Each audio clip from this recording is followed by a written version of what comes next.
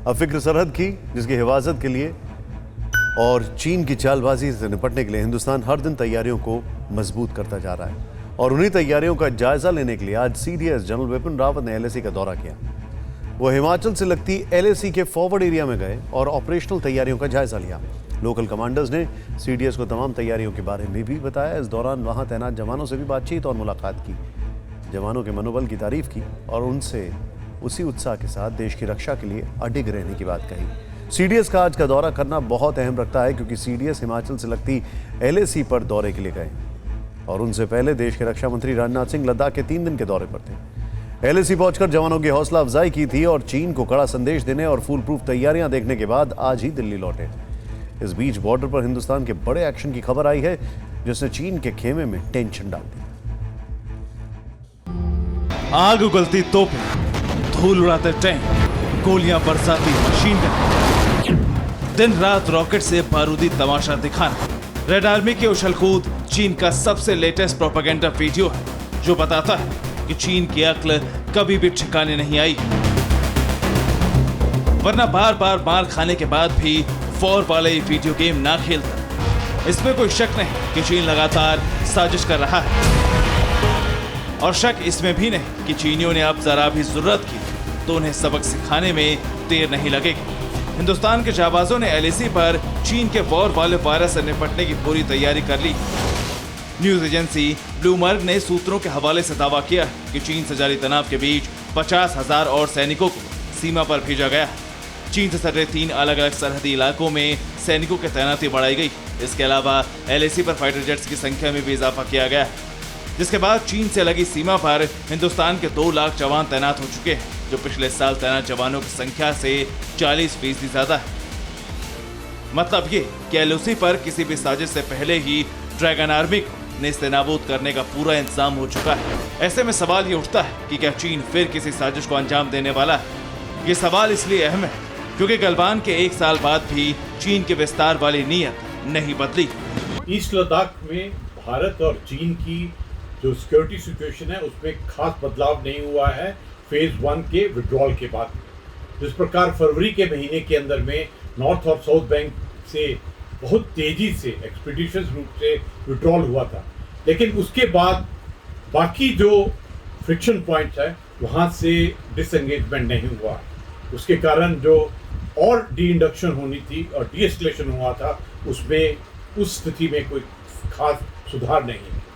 चीन ने इस वर्ष के अंदर में अपने एक्स्ट्रा ट्रूप्स को भी इस इलाके में इंडक्ट किया है।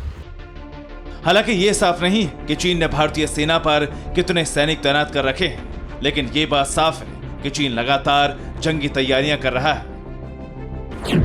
हाल ही में पीएलए सैनिकों को तिब्बत से शिनजियांग मिलिट्री कमांड लाया गया है।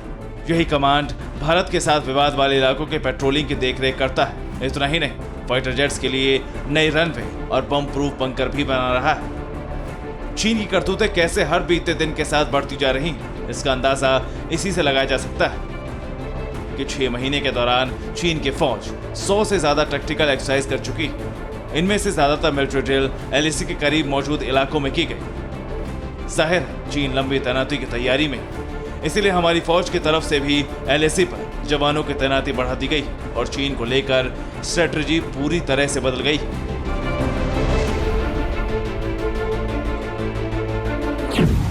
भारत ने पहले सीमा पर चीनी अतिक्रमण रोकने के लिए सैनिक तैनात कर रखे थे, लेकिन अब दलबल में भारी बढ़ोतरी करके जवाबी हमला करने और चीनी सीमा में प्रवेश करने की क्षमता भी हासिल कर ली। यानी भारत अब चीन के खिलाफ ऑफेंसिव डिफेंस की रणनीति से भी नहीं हिचकेगा। किसी भी हालात में मुंह तोड़ जवाब देने के लिए हमेशा तैयार रहें, चकित ना हो और जरूरत पड़े तो ऑफेंसिव पे जाए।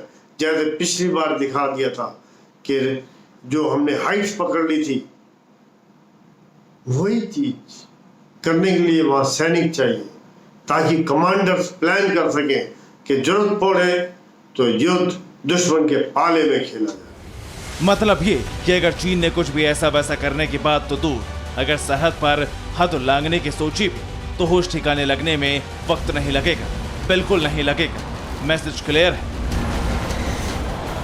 2020 से ही भारत ने एक रणनीति तय की जिसका नाम दिया गया मिरर डिप्लॉयमेंट। यानी 2020 में हुए स्टैंड ऑफ के बाद ही भारत ने एलएसी के खासतौर पर ईस्टर्न लद्दाख के इलाकों में मिरर डिप्लॉयमेंट कर दी। यानी जितने सैनिक चीन के थे उस इलाके में उतने ही भारत ने भी लाकर खड़े कर दिए। इसके अलावा भारत ने खासतौर पर अपने कई रिजर्व फोर्सेस को पीछे रखा ताकि अगर चीन कुछ गुस्ताखी करने की कोशिश करे तो उसको जवाब दिया जा सके। यह पहला मौका था जिसमें ना सिर्फ भारत ने डिफेंसिव डिप्लॉयमेंट की बल्कि ऑफेंसिव फोर्सेस को भी खास तौर पर रिजर्व में रखा ताकि चीन को कभी भी जवाब दिया जा सके। वो दौर बीत चुका है कि चीनी घुसपैठ करेंगे, फिर बात करेंगे और नहीं माने तब मार खाएंगे। अब जरा सी हरकत पर सीधे प्रहार होगा। जिनपिंग के जनरलों और जवानों के कब्र तैयार करने में देर नहीं लगेगी। भारत की मजबूत तैयारियों और तैनाती से चीन तिलमिला गया है और ये तिलमिलाहट जिनपिंग के भोपू मीडिया यानी ग्लोबल टाइम्स के जरिए छलकी। ब्लूमबर्ग की रिपोर्ट का हवाला देते हुए 50,000 अतिरिक्त सैनिकों की तैनाती को लेकर लिखा गया कि चीन हमेशा भारत पर एक मिलिट्री एडवांटेज रखता है। ये सिर्फ भारतीय सेना की कथित तैनाती के कारण नहीं बदलेगा। मतलब यह कि रस्सी जल गई लेकिन बल नहीं गया। यानी गलवान से पहले चीन 1962 के जिस मुगालते में जी रहा था, शक्तिमान होने के जिस गुरूर में चूर था, उसे हिंदुस्तान के शूरवीरों ने के शौर्य ने ऐसा छिन्न भिन्न किया कि चीन के होश ठिकाने आ गए। रेड आर्मी की जिस खोपड़ी में प्रपंच और पाखंड भरा था, उसमें अब यह बात अच्छी तरह से घुस गई है कि हिंदुस्तान के खिलाफ हिमाकत करना भारी नहीं बहुत भारी पड़ सकता है। इसका सबूत पूरी दुनिया पूर्वी लद्दाख में देख चुकी है, जहां चीनी सैनिकों को नाको चने चबाने पड़ गए। और उसका एक और प्रमाण सैटेलाइट इमेज में भी सामने आया है, जिन्हें देखकर साफ हो गया है कि पूर्वी लद्दाख में हिंदुस्तान के सैनिक किस तरह चीनी पलटन की आंख में आंख डालकर डटे रहे। सैटेलाइट तस्वीरों में दिख रहा है भारत और चीन की पोस्ट के बीच दूरी महज 150 मीटर थी। कुछ इलाकों में तो दोनों देशों के सैनिकों और टैंक के बीच ये दूरी और भी कम थी। जैसे कैलाश रेंज पर दोनों देशों के टैंक एक दूसरे से सिर्फ 50 मीटर दूर थे। ये तस्वीरें लद्दाख में भारत और चीन के डिसएंगेजमेंट के एक दिन बाद की तस्वीरें हैं। जो फरवरी में हुए डिसएंगेजमेंट के फौरन बाद की तस्वीरें गूगल अर्थ ने जारी की हैं, जिनमें टेंट और जवानों के लिए बने ठिकाने दिख रहे हैं। अड़ी सोमवार से शुक्रवार शाम 6 बजे सिर्फ TV9 भारतवर्ष पर।